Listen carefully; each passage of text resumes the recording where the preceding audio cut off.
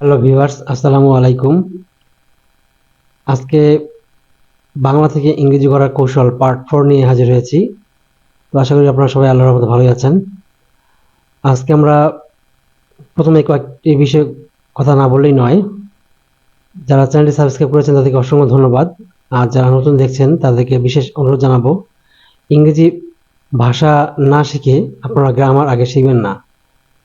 Grammar শিখে কোনো লাভ হবে না যদি আপনারা ভাষা না জানেন। তাই আমি আপনাদেরকে বিশেষ অনুরোধ জানাবো, আমার এই চ্যানেলে বাংলা থেকে ইংরেজি করার যে কৌশলগুলো রয়েছে, এই পার্ট 1, পার্ট 2, পার্ট 3, পার্ট 4, আমি 200-300 পার্ট আপনার যতটুকু প্রয়োজন আমি সব দেবো ইনশাল্লাহ। এই জন্য অবশ্যই আপনারা আমাকে সাপোর্ট করবেন, সহযোগিতা করবেন, চ্যানেলটি সাবস্ক্রাইব করবেন। তো প্রথমে আমরা আজকে প্রথম সূত্রটি দেখব, আই ওয়াজ ডুইং। এখানে লেখা রয়েছে, দেখুন, আই ওয়াজ ডুইং, আমি করছিলাম। একটু খেয়াল করুন, এখানে ডু এর সঙ্গে আইএনজি যোগ করা আছে, তাই আমরা এই গো এর সঙ্গে আইএনজি যোগ করব, লার্নের সঙ্গে আইএনজি যোগ করব এবং ইটের সঙ্গে আইএনজি যোগ করে দেখব অর্থগুলো কিভাবে আসে। তাহলে আই ওয়াজ ডুইং, আমি করছিলাম। আই ওয়াজ গোয়িং মানে কি হবে? আমি যাচ্ছিলাম। আই ওয়াজ লার্নিং, আমি শিখছিলাম। আই ওয়াজ ইটিং, আমি খাচ্ছিলাম। একইভাবে আমরা যদি এখানে হিকে বসাই, তাহলে হি ওয়াজ ডুইং, সে করছিল। হি ওয়াজ গোয়িং, সে যাচ্ছিল। হি ওয়াজ learning, say শিখছিল। He was eating, সে খাচ্ছিল। একইভাবে আমরা যদি এখানে আয়ের জায়গায় ইউকে বসাই, তাহলে ইউ ওয়াজ হবে না, তখন হবে ইউ ওয়ার। যেহেতু ইউ এর সঙ্গে ওয়ার বসে, তাহলে ইউ ওয়ার ডুইং, তুমি করছিলে। ইউ ওয়ার গোয়িং, তুমি যাচ্ছিলে। ইউ ওয়ার লার্নিং, তুমি শিখছিলে। ইউ ওয়ার ইটিং, তুমি খাচ্ছিলে। এভাবে আমরা পার্সনগুলো পরিবর্তন করে এবং ভার্বগুলো পরিবর্তন করে হাজার হাজার বাক্য তৈরি করতে পারবো। এবার আমরা একটু বড় বাক্য দেখে নিই। আমি ইংরেজি শিখতে যাচ্ছিলাম, এই বাক্যটির শেষ শব্দটি কি? যাচ্ছিলাম। তার আগে আমরা উপরে কৌশলটি দেখে নিই। যে সকল বাংলা বাক্যের শেষে করছিলাম, করছিল, করছিলে, যাচ্ছিলাম, যাচ্ছিল, যাচ্ছিলে, খাচ্ছিলাম, খাচ্ছিল, খাচ্ছিলে, পড়ছিলাম, পড়ছিল, পড়ছিলে, এরকম ক্রিয়া থাকবে, সেই বাক্যগুলো আমরা আই ওয়াজ ডুইং দিয়ে তৈরি করব। আমরা টেন্সের মধ্যে কি পড়েছিলাম? করিতেছিলাম, করিতেছিলে, এভাবে। আসলে আমরা তো সাধু ভাষায় কথা বলি না, আমরা কথা বলি চলিত ভাষায়। তাই আমরা চলিত ভাষার মধ্যে করেই শিখবো এবং কোনো রকমের টেন্সের স্পর্শ ছাড়াই। তাহলে প্রথম বাক্যটি দেখুন, আমি ইংরেজি শিখতে যাচ্ছিলাম, এই বাক্যটি তৈরি করবো আমরা কি দিয়ে? কোন সূত্রের মাধ্যমে? আই ওয়াজ ডুইং দিয়ে। এখানে আমরা ডুইং এর জায়গায় কাকে বসাবো? সবসময় এই শেষ ভার্বটিকে বসাবো এবং আইএনজি যুক্ত অবস্থায়। তাহলে আই ওয়াজ ডুইং, আমি করছিলাম, তাহলে আমি যাচ্ছিলাম কি হবে? I was going. তারপর আমরা বলবো শিখতে। শিখতে কি হবে? লার্ন মানে শেখা, তাহলে শিখতে টু লার্ন হবে। আমি পাশে লিখে রেখেছি, দেখুন, টু ডু মানে করতে, টু রিড মানে পড়তে, টু লার্ন মানে শিখতে, টু গো মানে যেতে। তার মানে যখন আমরা বাংলা ক্রিয়ার সঙ্গে টেকে দেখবো তখন আমরা টুকে ব্যবহার করব। এবার পরবর্তী বাক্যটি দেখুন, তুমি ইংরেজি শিখতে যাচ্ছিলে, এই বাক্যটি শেষ অবধি যাচ্ছিলে, তাহলে you were going to learn English. তারপরে বাক্যটি দেখুন, সে বিকালে ফুটবল খেলতে যাচ্ছিল, এখানেও আই ওয়াজ ডুইং, তাহলে আমরা আয়ের জায়গায় কাকে বসাবো? হিকে বসাবো। হি ওয়াজ গোয়িং, তারপরে খেলতে, টু প্লে ফুটবল, বিকালে কি হবে? In the afternoon. এখানে বিকালে যে সকল বাংলা বাক্যের শেষে একার থাকবে সেখানে আমরা ইন প্রিপোজিশনকে ব্যবহার করব। নিচে দেখুন, ইন বাংলাদেশ, বাংলাদেশে, ইন আওয়ার স্কুল, আমাদের বিদ্যালয়ে, ইন দ্য আফটারনুন, বিকালে, ইন আওয়ার কান্ট্রি, আমাদের দেশে, ইন দিস সিচুয়েশন, এই অবস্থায়, ইন দ্য হাউস, এই বাড়িতে। যে সকল বাংলা বাক্যের শেষে একার থাকবে এবং 29 থাকবে বা তে থাকবে, সেগুলো আমরা তৈরি করব ইনের মাধ্যমে, ইন দিয়ে। তার পরবর্তী কৌশল দেখুন, I can do. I can do মানে কি? আমি করতে পারি। এবার আমরা ডু এর জায়গায় কাকে বসাবো? এই ভার্ব ওয়ানগুলিকে বসাবো। ডু, গো, লার্ন, ওয়ান্ট, এগুলিকে বসিয়ে দেখবো অর্থগুলো কিভাবে আসে। আই ক্যান ডু, আমি করতে পারি, তাহলে আই ক্যান গো মানে কি হবে? আমি যেতে পারি। আই ক্যান লার্ন, আমি শিখতে পারি। I can I can write, আমি লিখতে পারি। আই ক্যান স্লিপ, আমি ঘুমাতে পারি। এরকম আমরা হাজার হাজার বাক্য তৈরি করতে পারবো।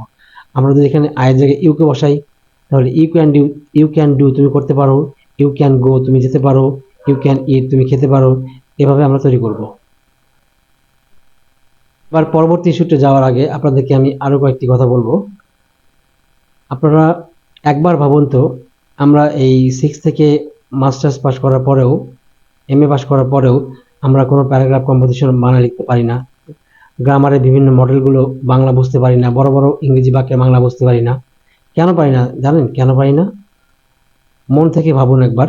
যেহেতু আমরা প্রথমে ভাষা না শিখে আমরা শিখেছি প্রথমে গ্রামার, তাই আমাদের আজকে এই অবস্থা। বাংলাদেশের বেশিরভাগ স্টুডেন্ট এই ইংরেজি গ্রামার করতে গিয়ে অর্থ না বোঝার কারণে তারা ব্যর্থ হয়। তাই আমি আপনাদেরকে রিকোয়েস্ট করবো, যারা ইংরেজি ভাষা শিখতে চান খুব সহজেই টেন্স এবং গ্রামারের ঝামেলা বাদ দিয়ে আপনারা আগে ভাষা শিখুন, তারপরে গ্রামার শিখুন। তখন গ্রামার শিখতে খুব একটা সমস্যা হবে না, কারণ যেহেতু আপনি ভাষা জানেন।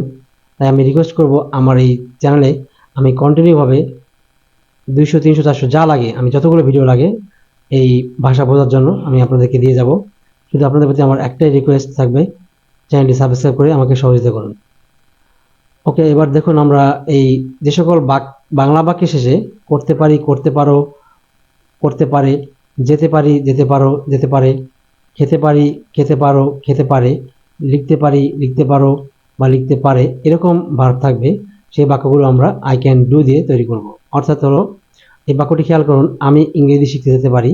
এখানে পারির পূর্বে কি রয়েছে? একটি ভার্ব রয়েছে। তাহলে যে সকল বাক্যের শেষে পারি পারো থাকবে এবং তার পূর্বে একটা ভার্ব থাকবে, সেই বাক্যগুলো আমরা আই ক্যান ডু দিয়ে তৈরি করব।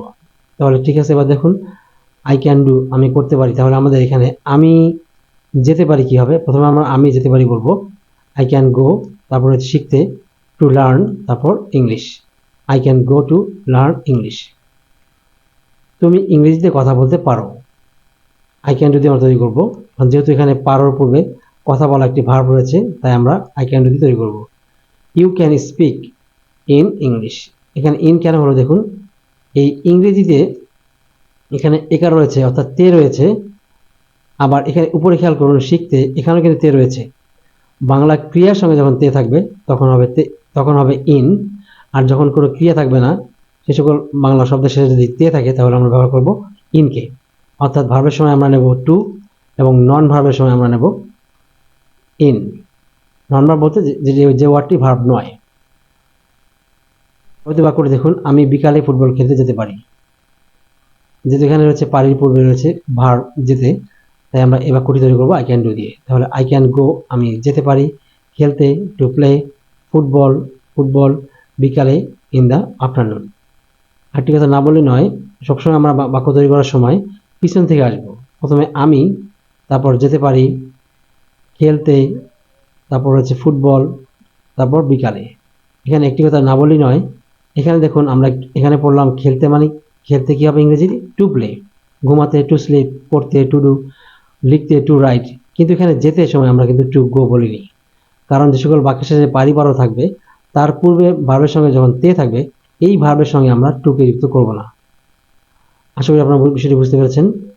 তো আপনাদেরকে অসংখ্য অভিনন্দন যারা চ্যানেলটি সাবস্ক্রাইব করেছেন, আর যারা নতুন রয়েছেন তারা আমার এই চ্যানেলের ভিডিওগুলো দেখতে পারেন।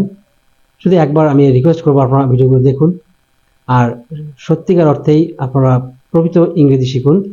গ্রামার ছাড়া আগে শিখুন ভাষা, তারপর শিখুন গ্রামার। তো আপনারা সবাই ভালো থাকবেন। Thanks for watching this video.